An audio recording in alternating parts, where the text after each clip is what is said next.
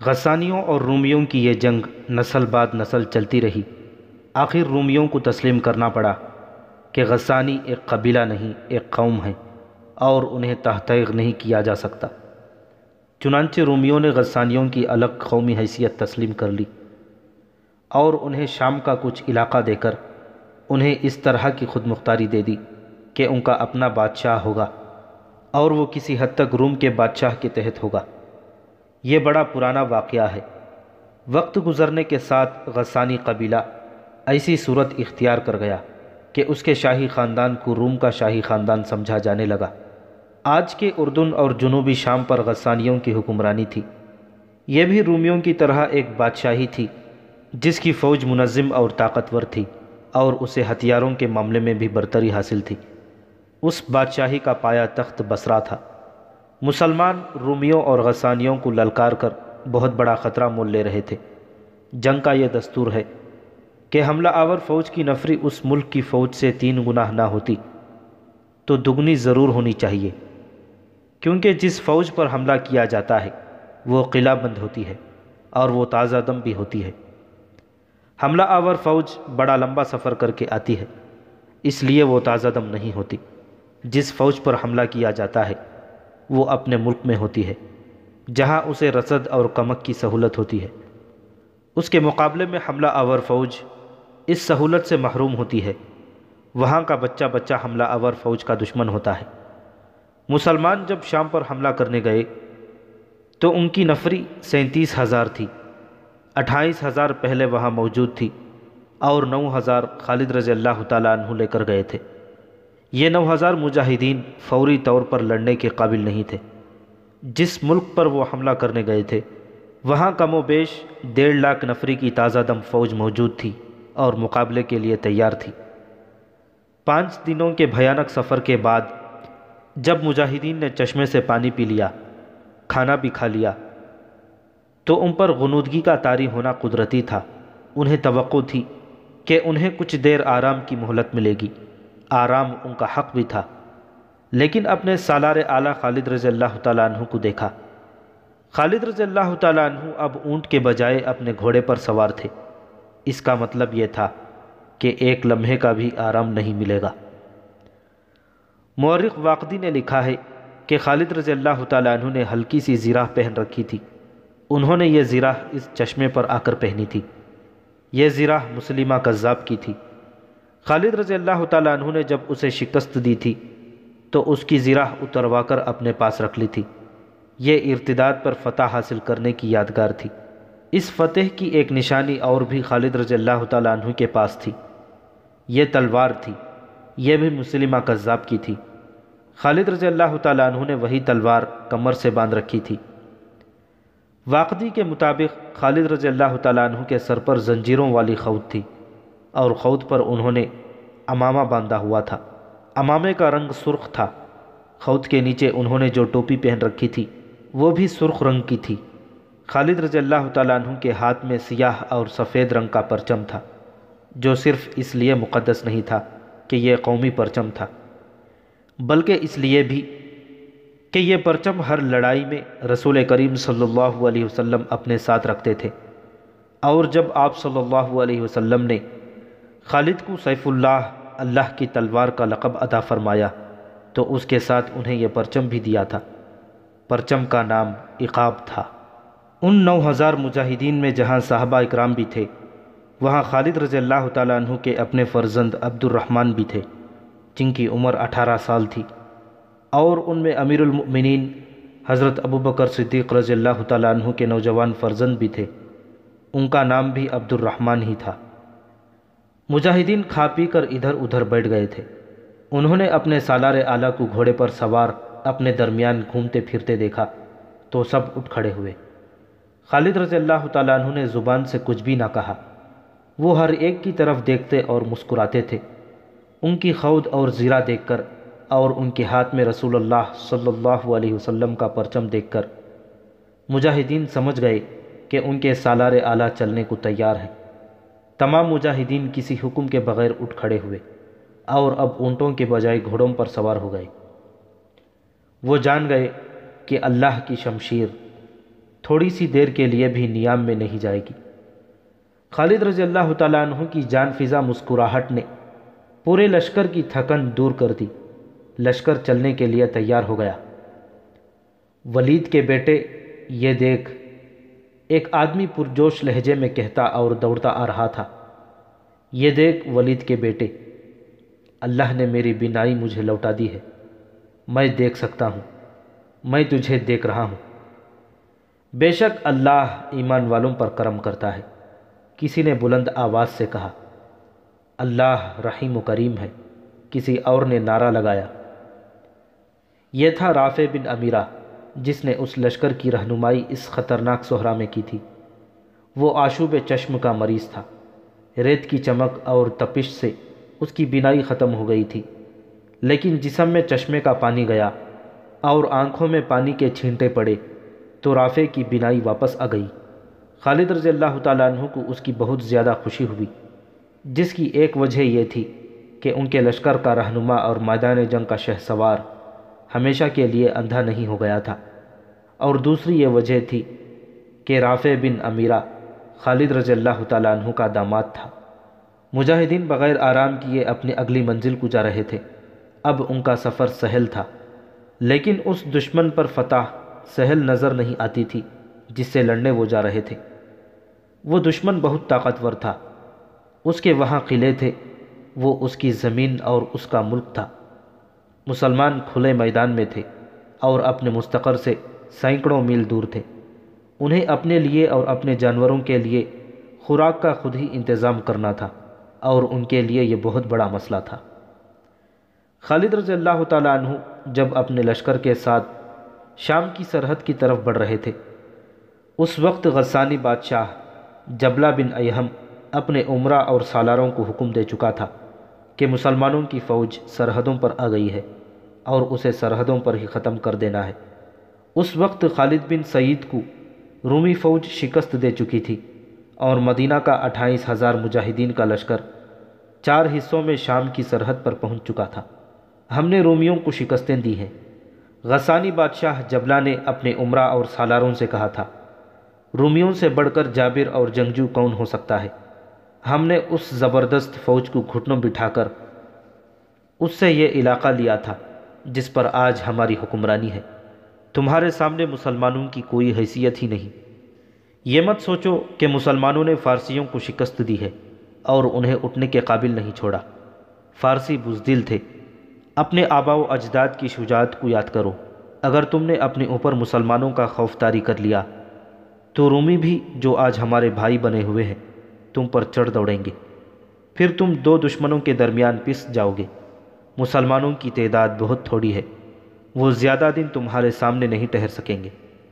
شہنشاہ غسان، ایک معمر سالار نے کہا، ان کی تعداد تھوڑی ہے تو کیا وجہ ہے کہ فارس کے تمام نامور سالار ان کے ہاتھوں مارے گئے ہیں؟ یہ کہنا ٹھیک نہیں کہ فارسی بزدل تھے۔ کیا ہم اپنے آپ کو دھوکہ نہیں دے رہے؟ کیا مسلمانوں نے فراز کے میدان میں رومیوں اور فارسیوں کی متحدہ فوج کو شرمناک شکست نہیں دی؟ ضرور دی ہے۔ جبلہ بن ایہم نے کہا، میں تمہاری بات کر رہا ہوں۔ اگر تم نے مسلمانوں کو اپنی تلواروں کے نیچے رکھ لیا تو رومیوں اور فارسیوں پر تمہاری بہادری کی دہشت بیٹھ جائے گی، اور تم جانتے ہو کہ اس کا تمہیں کیا فائدہ پہنچے گا۔ میرا حکم یہ ہے کہ سرحد کی ہر ایک بستی میں یہ پیغام پہنچا دو کہ مسلمانوں کا لشکر یا ان کا کوئی دستہ کسی بھی طرف سے گزرے، اس پر حملہ کر دو اور اسے زیادہ سے زیادہ نقصان پہنچانے کی کوشش کرو۔ ہر وہ شخص جس نے غسانی ماں کا دودھ پیا ہے، وہ اپنے قبیلے کی آن پر جان قربان کر دے، لیکن 3-4 مسلمانوں کی جان ضرور لے۔ میں اپنے آپ کو دھوکہ نہیں دے رہا۔ میں ان مسلمانوں کو کمزور نہیں سمجھتا جو اپنے وطن سے اتنی دور آ گئے ہیں۔ وہ اپنے عقیدے کے بلبوتے پر آئے ہیں۔ ان کا عقیدہ ہے کہ ان کا مذہب سچا ہے اور وہ خدا کے برتر بندے ہیں، اور خدا ان کی مدد کرتا ہے۔ اگر تم اپنے عقیدے کو مضبوطی سے پکڑ لو تو تم انہیں کچل کر رکھ دو گے۔ قبیلے کے بچے بچے کو لڑاؤ، عورتوں کو بھی لڑاؤ، اور ہر کوئی یہ کوشش کرے کہ مسلمانوں کو یہاں سے کھانے کو ایک دانہ نہ ملے۔ پینے کو پانی کی بوند نہ ملے، اور ان کے اونٹ اور گھوڑے اس گھاس کی ایک پتی بھی نہ کھا سکیں جو تمہاری زمین نے اگائی ہے۔ خالد رضی اللہ تعالیٰ عنہ کی اگلی منزل سوا تھی، جس کے متعلق انہیں بتایا گیا تھا کہ سرسبز اور شاداب جگہ ہے۔ ان کے راستے میں پہلی بستی آئی تو اس سے کچھ دور کم و بیش 40 گھوڑ سواروں نے مسلمانوں کے ہراول پر اس طرح حملہ کیا کہ گھوڑے اچانک ٹیلوں کے پیچھے سے نکلے، سرپٹ دوڑتے آئے اور برچھیوں سے مجاہدین پر حلہ بول دیا۔ مجاہدین بھی شہ سوار تھے اور اس طرح کی چھاپہ مار لڑائی میں مہارت رکھتے تھے، اس لیے انہیں زیادہ نقصان نہ اٹھانا پڑا۔ کچھ مجاہدین زخمی ہو گئے اور انہوں نے حملہ آور سواروں میں سے 3-4 کو گرا لیا۔ یہ غسانی سوار تھے جنہوں نے پہلے حلے میں مسلمانوں کو بتا دیا تھا کہ وہ لڑنا جانتے ہیں اور ان میں لڑنے اور مرنے کا جذبہ بھی ہے۔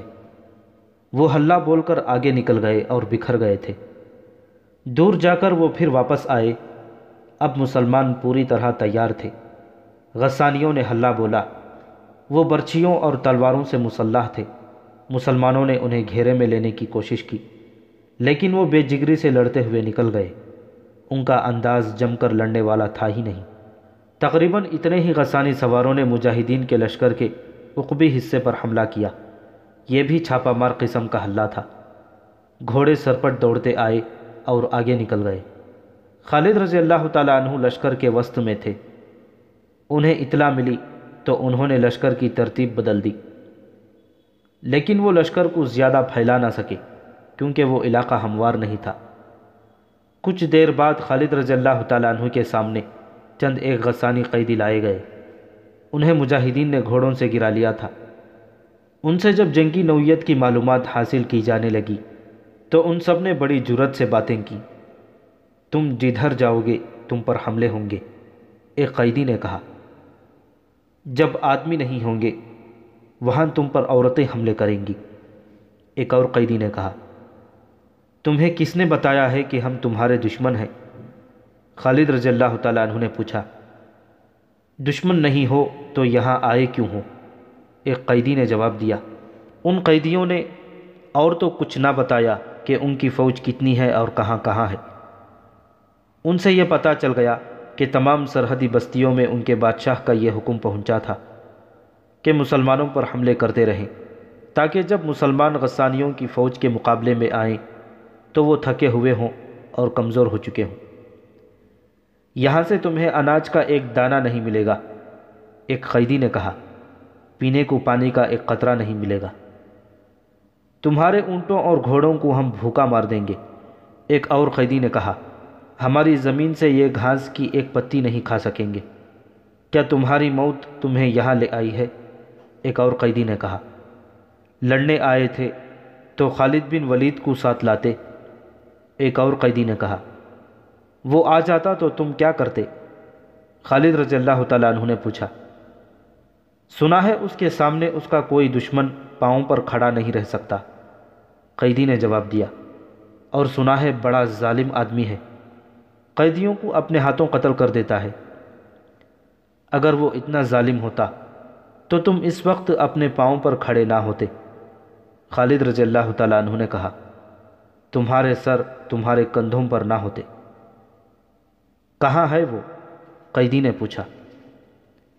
تمہارے سامنے کھڑا ہے، خالد بن ولید رضی اللہ تعالیٰ عنہ نے مسکراتے ہوئے کہا۔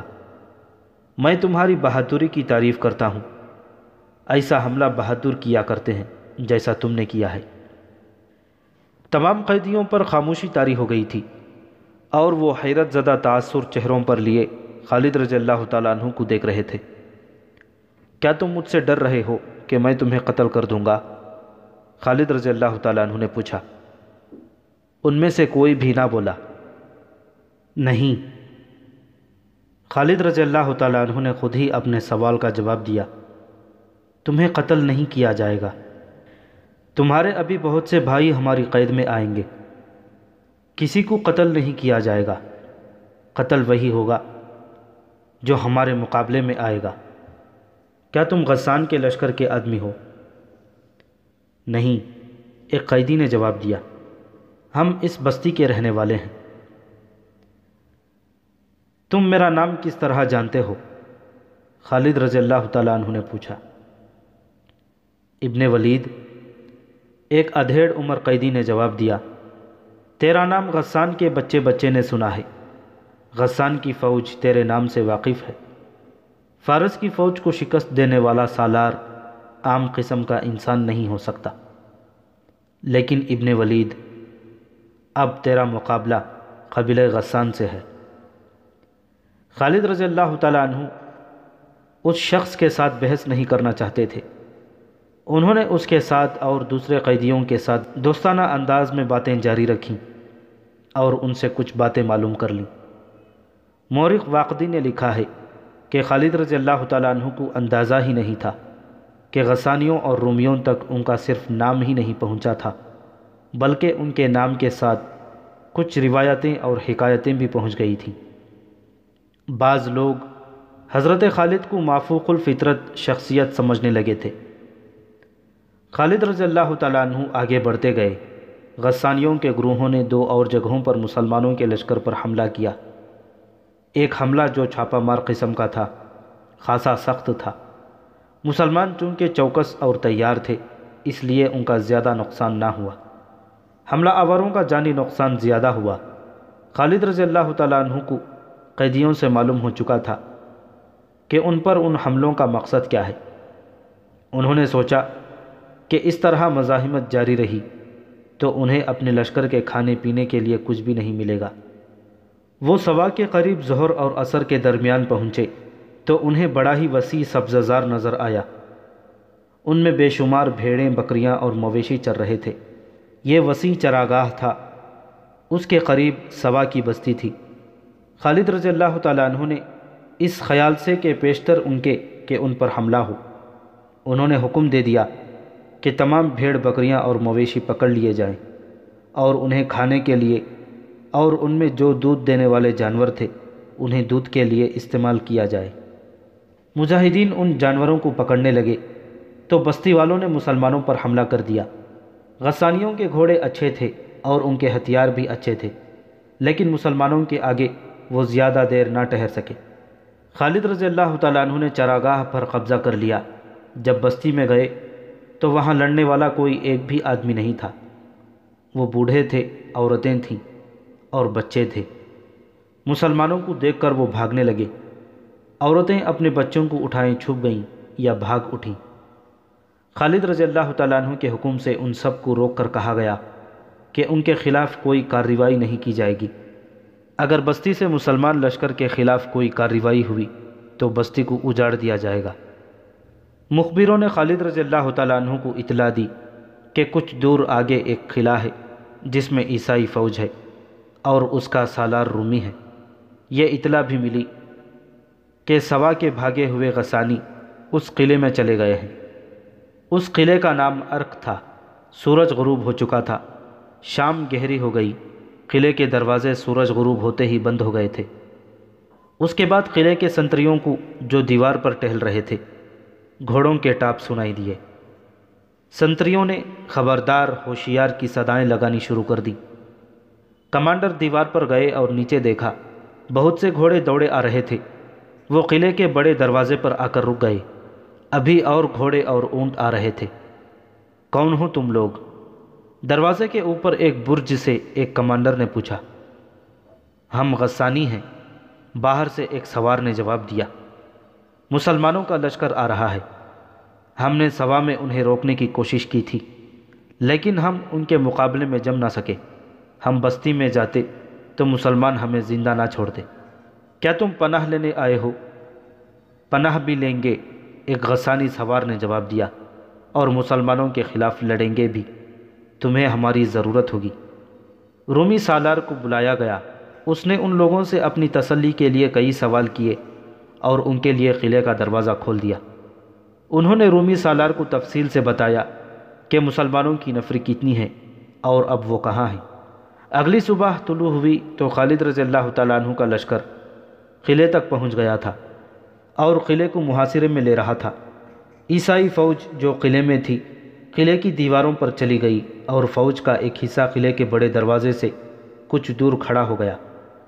اس حصے کو ایسی صورتحال کے لیے تیار رکھا گیا کہ دروازہ ٹوٹ جائے تو یہ دستہ حملہ آوروں کو اندر نہ آنے دے اور حکم ملنے پر باہر جا کر مسلمانوں پر حملے کریں۔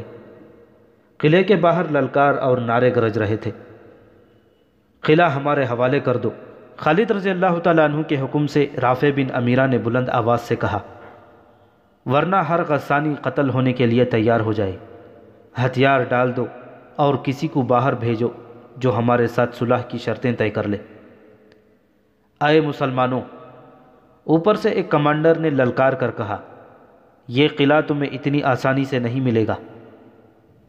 واقعی لکھتا ہے کہ قلعے میں ایک ضعیف العمر عالم تھا۔ اس نے رومی سالار کو بلایا۔ اس عالم کی قدر و منزلت تھی اور غسانی اس کا حکم مانتے اور اس کی ہر بات کو برحق تسلیم کرتے تھے۔ کیا اس فوج کا پرچم کالے رنگ کا ہے؟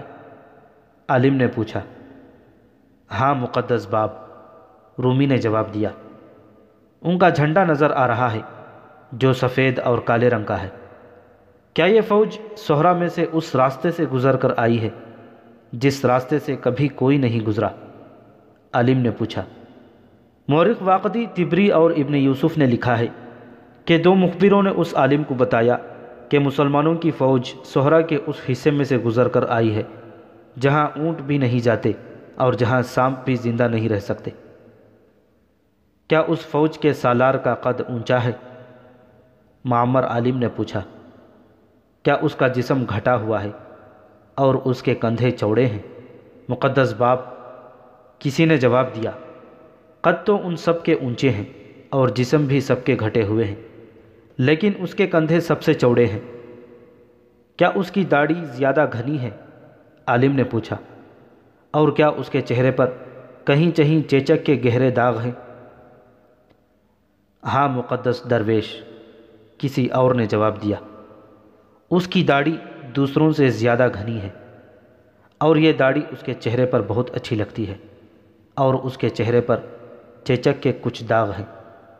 اس عالم درویش نے رومی سالار اور عیسائی سرداروں کی طرف دیکھا اور کچھ دیر خاموش رہا، پھر اس نے اپنا سر دائیں بائیں 2 بار ہلایا۔ یہ وہی شخص ہے جس کا مقابلہ کرنے کی ہمت تم میں سے کسی میں بھی نہیں۔ اس عالم نے کہا، آئے کہ تو جس کا احترام ہم پر لازم ہے کیا کہہ رہا ہے؟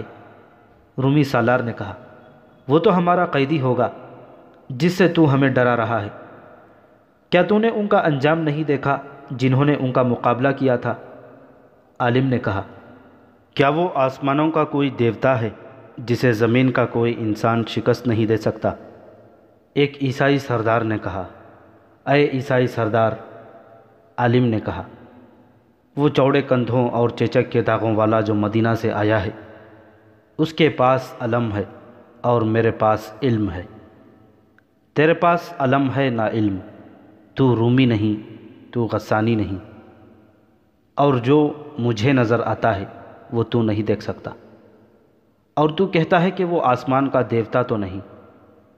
سن رومی سالار، اور تو بھی سن عیسائی سردار، جو اس صحرا میں سے اپنے لشکر کو زندہ گزار لایا ہے جہاں کی ریت پہلے اندھا کرتی، پھر جسم کو خشک لکڑی بناتی اور پھر جلا دیتی ہے، وہ انسان آسمانوں کے دیوتاؤں کو بھی شکست دے سکتا ہے۔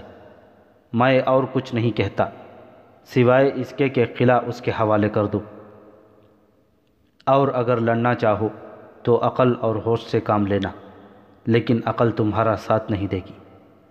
اس وقت جب یہ عالم اور درویش قلعے دار اور عیسائی سرداروں کو بتا رہا تھا کہ وہ خالد کے مقابلے میں آئیں تو ذرا سوچ لیں، اس وقت قلعے کے اندر مسلمانوں کی للکار سنائی دے رہی تھی، دروازے کھول دو، ہتھیار ڈال دو، ہم قلعہ لینے آئے ہیں، اپنے لشکر کو، اپنی عورتوں کو اور بچوں کو بچاؤ۔ رومی سالار عیسائی سرداروں کے ساتھ قلعے کی دیوار پر آیا اور ہر طرف جا کر دیکھا۔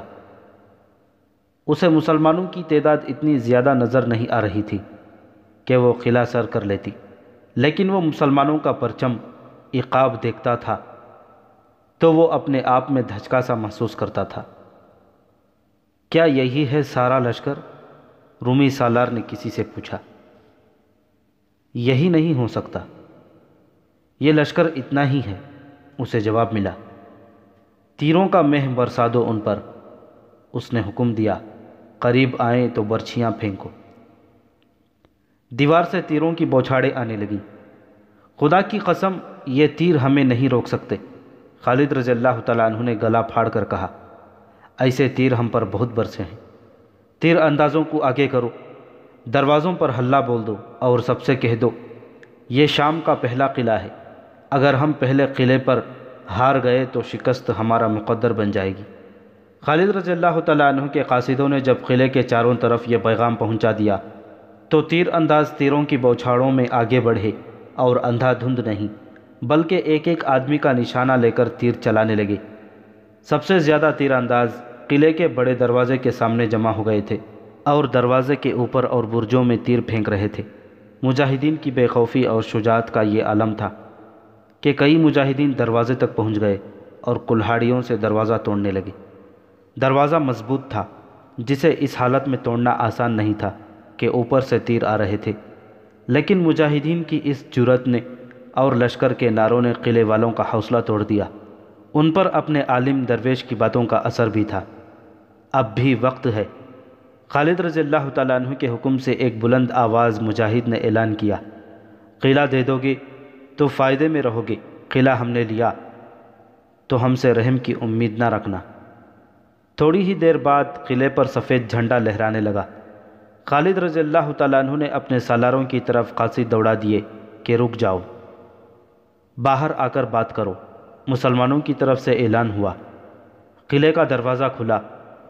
رومی سالار دو تین عیسائی سرداروں کے ساتھ باہر آیا اور مدینہ کے اس سالار کے سامنے آ کھڑا ہوا جس کے کندھے چوڑے، داڑھی گھنی اور جس کے چہرے پر چیچک کے چند ایک داغ تھے۔ خدا کی قسم، تو عقل والا ہے، خالد رضی اللہ تعالیٰ عنہ نے رومی سالار سے کہا۔ تو نے اپنی آبادی کو اور اپنے لشکر کو قتل عام سے بچا لیا ہے، اب تو مجھ سے وہ توقع رکھ سکتا ہے جو دوست دوستوں سے رکھا کرتے ہیں۔ حضرت خالد نے اپنا ہاتھ ان کی طرف بڑھایا۔ رومی سالار نے مصافحہ کر کے اپنا ہاتھ بڑھایا۔ ہاتھ نہیں، خالد رضی اللہ تعالیٰ عنہ نے کہا، پہلے تلوار۔ رومی سالار نے اپنے کمر بند سے تلوار مع نیام کھول کر خالد رضی اللہ تعالیٰ عنہ کے حوالے کر دی۔ پھر عیسائی سرداروں نے اپنی اپنی تلواریں اتار کر خالد رضی اللہ تعالیٰ عنہ کے آگے پھینک دیں۔ اب بتا اے سالار مدینہ، رومی سالار نے پوچھا، تیری اور شرط کیا ہے؟ کیا ہماری جوان لڑکیاں اور بچے تیرے لشکر سے محفوظ رہیں گے؟ ہم تمہاری لڑکیاں اٹھانے نہیں آئے اے رومی سالار۔ خالد رضی اللہ تعالیٰ عنہ نے کہا، ہم جزیہ لیں گے۔ اگر تو کچھ دیر اور لڑتا اور ہم قلعہ اپنے زور پر لیتے تو ارک کی اینٹ سے اینٹ بج جاتی اور لاشوں کے ڈھیر لگے ہوتے۔ تو امن سے آیا ہے، امن سے جا، اپنی لڑکیوں کو، بچوں کو اور ان کی ماؤں کو ساتھ لے جا، اور دل میں یہ بات رکھ کہ ہم لوٹ مار کرنے نہیں آئے، ہم کچھ دینے آئے ہیں۔ یہ ہمارا عقیدہ ہے، اسلام، اس پر غور کرنا۔ مورخ لکھتے ہیں کہ رومی سالار اور عیسائی سردار خوف زدہ حالت میں آئے تھے۔ خوف یہ تھا کہ خالد رضی اللہ تعالیٰ عنہ انہیں قتل کرا دیں گے اور قلعے میں کچھ بھی نہیں چھوڑیں گے، لیکن خالد رضی اللہ تعالیٰ عنہ نے جزیہ کے سوا کوئی اور شرط عائد نہ کی۔ اب رومی اور عیسائی خوفزدہ نہیں، حیرت زدہ تھے۔ انہیں یقین نہیں آ رہا تھا کہ کوئی فاتح مفتوح کے ساتھ اتنی فیاضی سے پیش آ سکتا ہے۔ ان لوگوں پر کرم یہ کیا گیا کہ صرف فوج کو وہاں سے نکالا گیا، باقی تمام آبادی امن و امان میں وہاں موجود رہی۔ خالد رضی اللہ تعالیٰ عنہ کو وہاں سے مقامی گائیڈ مل گئے تھے۔ ارق سے آگے دو مقامات سخنہ اور قدمہ تھے۔ خالد رضی اللہ تعالیٰ عنہ نے ارق پر قبضہ کر لیا تھا، لیکن اپنے لشکر کو قصبے کے باہر خیمزن کیا۔ رات کو خالد رضی اللہ تعالیٰ عنہ نے اپنے سالاروں کے ساتھ بڑے جذباتی انداز سے اللہ کا شکر ادا کیا۔ شام کے پہلے ہی قلعے دار نے ہتھیار ڈال دیے تھے۔ مورخ لکھتے ہیں کہ شام کی سرحد کے قریب پہنچ کر خالد رضی اللہ تعالیٰ عنہ کی چال ڈھال میں تبدیلی سی آ گئی تھی۔ وہ سرخ رنگ کا عمامہ سر پر رکھتے تھے، مسلمہ کذاب کی تلوار ان کے پاس رہتی تھی۔ رسول اکرم صلی اللہ علیہ وسلم کا دیا ہوا مقدس پرچم ان کے خیمے پر لگا رہتا، اور حضرت خالد کو اکثر دیکھا گیا کہ اس مقدس پرچم پر نظریں گاڑے کھڑے ہیں۔ کوچ اور پیش قدمی کے دوران بھی وہ اس پرچم عقاب کو دیکھتے تو ان کی نظریں کچھ دیر پرچم پر جمی رہتی تھیں۔ انہیں شاید یہ احساس پریشان کر رہا تھا کہ وہ وطن سے بہت دور ایک طاقتور ملک کو فتح کرنے آئے ہیں، لیکن ان کی باتوں اور مسکراہٹوں میں حوصلہ مندی صاف نظر آتی تھی۔ رات کو خالد رضی اللہ تعالیٰ عنہ نے اپنے سالاروں کو بلایا۔ بے شک اللہ غفور الرحیم ہے۔ حضرت خالد نے کہا، فتح اور شکست اسی کے ہاتھ میں ہے۔ ہم لڑتے ہیں تو اللہ ہی کے نام پر لڑتے ہیں، جانے دیں گے تو اسی کے نام پر دیں گے۔ میرے دوستوں، کیسے شکر بجا لاؤ گے رب کریم کا، جس نے تمہارے نام کا خوف تمہارے قدم یہاں پڑنے سے پہلے ہی دشمنان اسلام کے دلوں پر طاری کر دیا تھا۔ کیسے احسان چکاؤ گے اپنے اللہ کا، جس نے پہلا ہی قلعہ کسی جانی نقصان کے بغیر تمہاری جھولی میں ڈال دیا ہے۔ تکبر نہ کرنا، اور یہ نہ بھولنا کہ ہمارے ساتھ وہ پرچم ہے جو رسول اللہ صلی اللہ علیہ وسلم اپنے ساتھ رکھا کرتے تھے۔ یہ پرچم نہیں، یہ ہمارے رسول صلی اللہ علیہ وسلم کی روح مقدس ہے جو ہمارے ساتھ ہے۔ تم نے صبر اور تحمل کی، جرأت اور شجاعت کی جو روایت قائم کی ہے، یہ ہماری آنے والی نسلوں کو راستہ دکھانے والی روشنی کا کام دے گی۔ ہمیں ابھی اور روایات قائم کرنی ہے، اور یہی روایات اسلام کو زندہ رکھیں گی۔ ایسی کچھ اور باتیں کر کے خالد رضی اللہ تعالیٰ عنہ اپنی اگلی پیش قدمی کے متعلق احکام دینے لگے۔ انہوں نے دو دستوں کے سالاروں سے کہا کہ وہ اگلے دو مقامات پر قبضے کے لیے جائیں، ایک کو سخنا اور دوسرے کو قدمہ جانا تھا۔ حضرت خالد نے انہیں کہا کہ انہیں ایک ایک دستے سے ان دونوں بستیوں کو لینا ہے۔ جاسوسوں کی اطلاع کے مطابق یہ دونوں بستیاں چھوٹے چھوٹے قلعوں یا قلعے نما حویلیوں کا مجموعہ تھیں۔ ارک کی فتح دونوں بستیوں کی فتح کو مشکل بنا چکی ہے۔ خالد رضی اللہ تعالیٰ عنہ نے سالاروں سے کہا، ارک کے شکست خوردہ آدمی وہاں پہنچ چکے ہوں گے۔ عیسائی اور رومی ارک کی شکست کا انتقام ضرور لیں گے۔ تمہیں بڑے سخت مقابلے کا سامنا ہوگا، پسپا نہ ہونا۔ میں کمک تیار رکھوں گا۔ اللہ نے ہمیں یہ اڈا دے دیا ہے، میں تمہاری مدد کو پہنچوں گا، اللہ تمہارے ساتھ ہے۔ خالد رضی اللہ تعالیٰ عنہ نے سالار ابو عبیدہ رضی اللہ تعالیٰ عنہ کے نام ایک پیغام لکھوایا اور ایک قاصد کو دے کر کہا کہ فجر کی نماز کے بعد فوراً وہ روانہ ہو جائے اور یہ پیغام ابو عبیدہ کو دے آئے۔ ابو عبیدہ ان 28,000 مجاہدین کے ایک حصے کے سالار تھے جو امیر المؤمنین حضرت ابو بکر صدیق رضی اللہ تعالیٰ عنہ نے مدینہ سے تیار کر کے شام کی فتح کے لیے روانہ کیا تھا۔ اس لشکر کے 4 حصے کیے گئے تھے اور ہر حصہ شام کی سرحد پر ایک دوسرے سے دور مختلف جگہوں پر پہنچ گیا تھا۔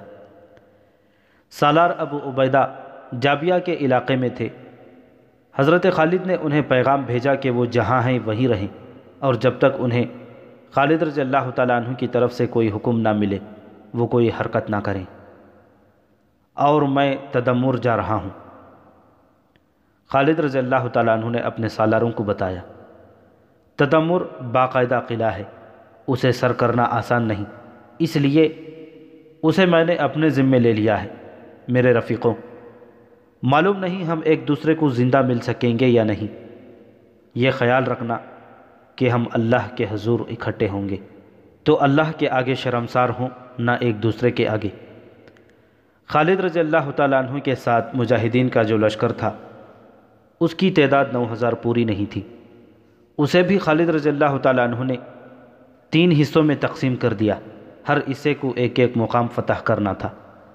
حضرت خالد نے بہت بڑا خطرہ مول لیا تھا، لیکن انہیں اللہ کی ذات پر اور رسول اکرم صلی اللہ علیہ وسلم کے عقاب پر اتنا بھروسہ تھا کہ انہوں نے اتنا بڑا خطرہ مول لے لیا۔ صبح ہوتے ہی خالد رضی اللہ تعالیٰ عنہ تدمر کی طرف کوچ کر گئے اور 2 سالار اپنے اپنے دستوں کو لے کر سخنا اور قدمہ کو روانہ ہو گئے۔ حضرت خالد نے جاتے ہی تدمر کے قلعے کا محاصرہ کر لیا، اس میں بھی عیسائیوں کی فوج تھی۔ حضرت خالد نے نعروں کے ساتھ قلعے کے دروازوں پر ہلے بولے اور بار بار اعلان کرایا کہ قلعہ ان کے حوالے کر دیا جائے۔ یہ دیکھا گیا کہ قلعے کے دفاع میں لڑنے والوں میں کوئی جوش و خروش نہیں تھا۔ زیادہ وقت نہیں گزرا تھا کہ قلعے کا دروازہ کھلا اور عیسائی سردار باہر آ گئے۔ انہوں نے خالد رضی اللہ تعالیٰ عنہ سے پوچھا کہ وہ کن شرطوں پر صلح کرنا چاہتے ہیں۔ جزیہ عطا کرو، خالد رضی اللہ تعالیٰ عنہ نے کہا، اور یہ معاہدہ کہ یہاں سے مسلمانوں کا جو بھی لشکر یا دستہ گزرا کرے گا اسے کھانے پینے کا سامان تم مہیا کرو گے، اور قلعے میں رکنا ہوا تو تم اسے جگہ دو گے۔ تمہاری فوج لوٹ مار تو نہیں کرے گی؟ ایک عیسائی سردار نے پوچھا۔ جزیے کے عوض تمہاری عزت اور تمہاری جانوں اور تمہارے اموال کی حفاظت ہماری ذمہ داری ہوگی، خالد رضی اللہ تعالیٰ عنہ نے کہا۔ کسی اور نے تم پر حملہ کیا تو مسلمان تمہاری مدد کو پہنچیں گے اور تم رومی اور غسانیوں کا ساتھ نہیں دو گے۔ ابن ولید، ایک سردار نے کہا، ہم نے جیسا سنا تھا تجھے ویسا ہی پایا، اب تو ہمیں اپنا دوست پائے گا۔ عیسائیوں کے سب سے بڑے سردار نے اعلیٰ نسل کا ایک گھوڑا خالد رضی اللہ تعالیٰ عنہ کو تحفہ پیش کیا۔ یہ بڑا قیمتی گھوڑا تھا۔ یہ دوسرا قلعہ تھا جو خالد رضی اللہ تعالیٰ عنہ کے قدموں میں آ پڑا اور حضرت خالد اللہ کے حضور سجدے میں گر پڑے۔ ادھر سقنا اور قدمہ میں ایک جیسا ہی معجزہ ہوا۔ دونوں دستوں کے سالاروں پر ہیجانی کیفیت طاری تھی۔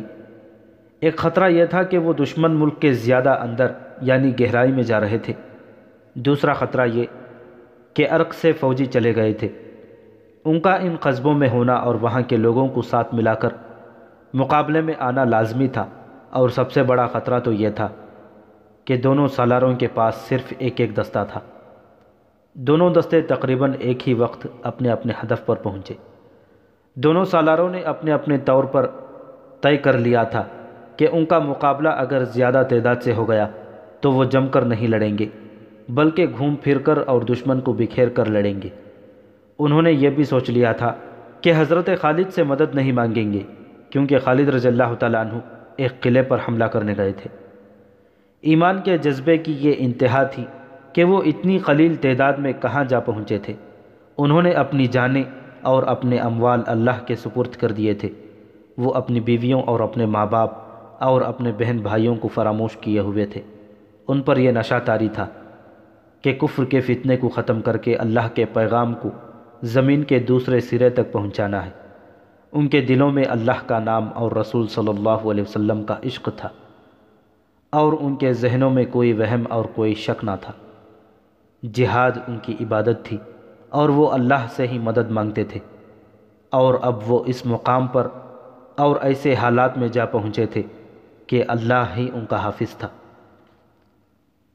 ایک سالار سقنا کے قریب اور دوسرا قدمہ کے قریب پہنچا تو دونوں جگہوں پر ایک ہی جیسا منظر دیکھنے میں آیا۔ وہاں کے لوگ باہر نکل آئے اور ان کی تعداد بڑھتی گئی۔ سالاروں نے اپنے اپنے دستوں کو پھیلا دیا۔ یہاں کوئی دھوکہ دکھائی دے رہا تھا۔ وہ لوگ مسلح نہیں تھے۔ ان کی عورتیں اور بچے بھی باہر آ گئے اور سب ہاتھ اوپر کر کے ہلا رہے تھے۔ سالاروں نے اپنے اپنے دستے کو محاصرے کی ترتیب میں کر دیا۔ ان کی نظریں ان مکانوں پر لگی ہوئی تھیں جو چھوٹے چھوٹے قلعوں کی مانند تھے۔ سالاروں کو خطرہ یہ نظر آ رہا تھا کہ وہ آگے بڑھیں گے تو ان مکانوں میں سے ان پر تیر برسنے لگیں گے۔ وہ رک رک کر آگے بڑھنے لگے۔ دونوں بستیوں کی آبادی عربی عیسائیوں کی تھی۔ ان میں سے 4-5 معمر سفید ریش آگے بڑھے۔ قریب آ کر انہوں نے استقبال کے انداز میں بازو پھیلا دیے۔ ہم تمہارا استقبال کرتے ہیں، ایک سفید ریش عیسائی نے کہا۔ آؤ، دوستوں کی طرح آؤ، ہم امن کے بندے ہیں، اور اگر ہم پر ایک بھی تیر آیا تو اس بستی کی تباہی دیکھ کر بھی یقین نہیں کرو گے۔ سالار نے کہا۔ مکانوں کے دروازے کھلے ہیں، عیسائی بزرگ نے کہا۔ آبادی کا ایک بچہ بھی اندر نہیں۔ دیکھ لو، کسی کے ہاتھ میں کمان نہیں، برچھی نہیں، تلوار نہیں۔ کہاں ہیں جو عرق سے یہاں آئے تھے؟ سالار نے پوچھا۔ کچھ ہیں، کچھ چلے گئے ہیں، ایک معمر عیسائی نے کہا۔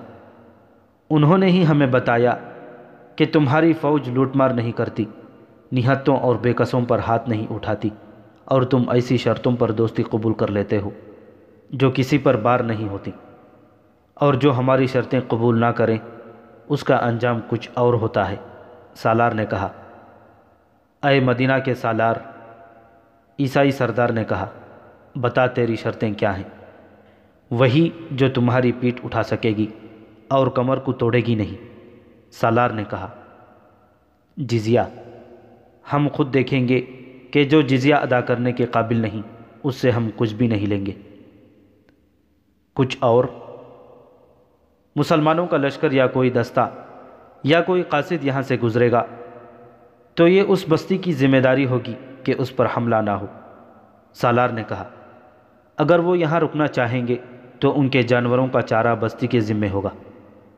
ان کی کوئی اور ضرورت جو تم پر بار نہیں ہوگی وہ تم پوری کرو گے۔ ہمارے لشکر کا کوئی فرد بستی کے کسی گھر میں داخل نہیں ہوگا۔ تمہاری عزتوں کی اور تمہارے جان و مال کی حفاظت کے ذمہ دار ہم ہوں گے۔ رومیوں کی طرف سے، غسانیوں اور فارسیوں کی طرف سے تمہیں کوئی دھمکی ملے گی یا تم پر کوئی حملہ کرے گا تو اس کا جواب ہم دیں گے۔ دونوں بستیوں میں ایسے ہی ہوا۔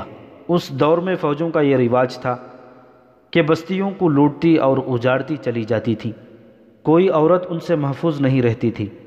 جو آبادیاں ان کے آگے جھک جاتی تھیں ان کے ساتھ تو فاتح فوجیں اور زیادہ برا سلوک کرتی تھیں، لیکن یہ روایت مسلمانوں نے قائم کی کہ جس نے دوستی کا ہاتھ بڑھایا اسے اپنی پناہ میں لے لیا اور اس کی عزت کی حفاظت کو اپنی ذمہ داری سمجھا۔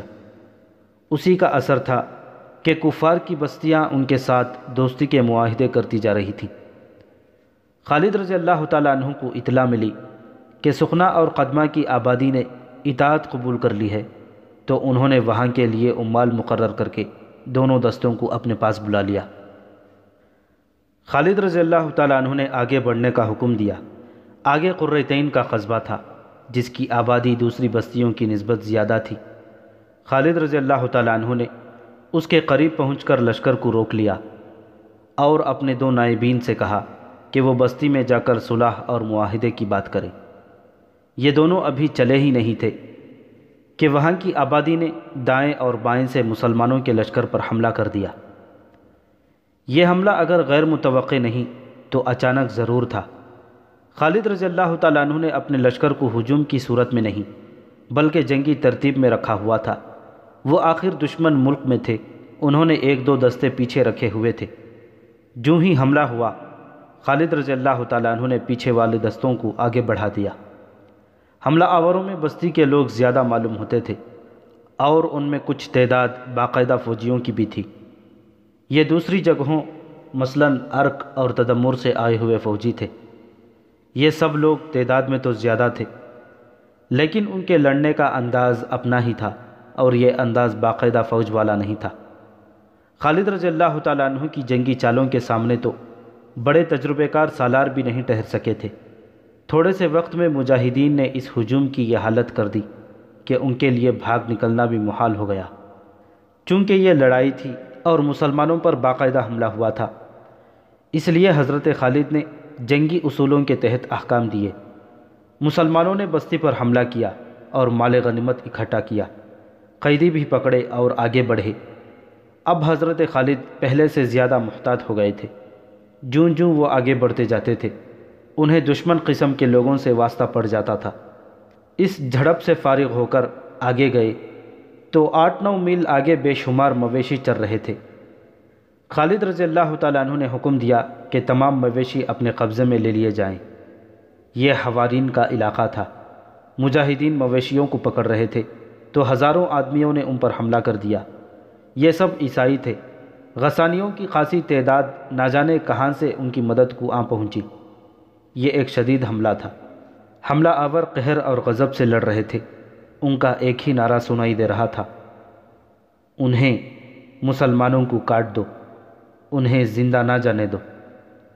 حضرت خالد کی حاضر دماغی اور مجاہدین کی ہمت اور ان کے استقلال نے انہیں اس میدان میں بھی فتح دی، لیکن مجاہدین کے جسموں میں اگر کچھ تازگی رہ گئی تھی تو وہ بھی ختم ہو گئی۔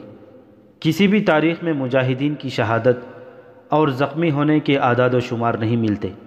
ان پر جو حملے ہوئے تھے ان میں یقیناً کئی مجاہدین شہید ہو گئے ہوں گے۔ بعض شدید زخمی ہو کر ساری عمر کے لیے معذور بھی ہوئے ہوں گے۔ شہیدوں کی تعداد دشمن کے مقابلے میں کم ہو سکتی ہے، یہ کہنا کہ کوئی بھی شہید نہیں ہوا درست نہیں۔ اس طرح مجاہدین کی تعداد کم ہوتی جا رہی تھی اور کمک کی کوئی امید نہیں تھی، پھر بھی مجاہدین سیلاب کی مانند بڑھے چلے جا رہے تھے۔ خالد رضی اللہ تعالیٰ عنہ اب زنجیروں والی خود جس پر وہ سرخ امامہ باندھے رکھتے تھے رات کو ہی اتارتے تھے۔ لشکر کا کہیں قیام ہوتا تھا تو خالد رضی اللہ تعالیٰ عنہ مجاہدین کے درمیان گھومتے پھرتے رہتے۔ ان کے چہرے پر تازگی اور ہونٹوں پر مسکراہٹ ہوتی تھی۔ ان کی مسکراہٹ میں طلسماتی سا تاثر تھا جو مجاہدین کے حوصلوں اور جذبے کو تر و تازہ کر دیتا تھا۔ حوارین کے لوگوں کو شکست دے کر